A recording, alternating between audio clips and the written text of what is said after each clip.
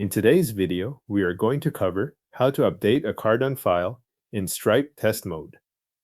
Start by signing in to your Stripe dashboard. Once you are in, check that you are working in test mode, sometimes labeled Sandbox, before making any changes.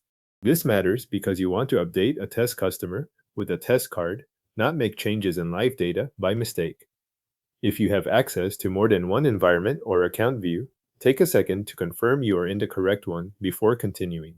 From the Stripe dashboard, go to the Customers area and open the test customer whose card you want to update.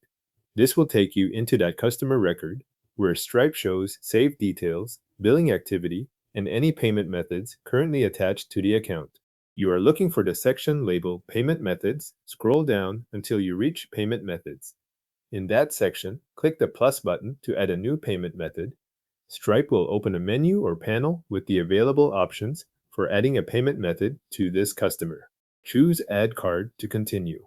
You will now see the card entry form. Enter the new test card number, then fill in the expiration date and CVC.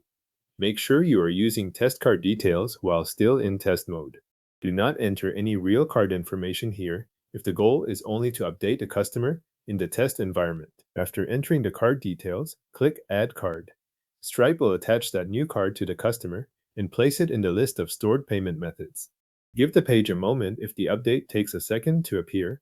Once it is visible, you can decide whether this card should only be stored on file or whether it should become the default payment method for future charges or invoices in the test account. If you want the newly added card to be used by default, open the three-dot menu on that card entry. In the menu, choose the option to set it as the default payment method. After you do that, Stripe will mark that card as the default for the customer.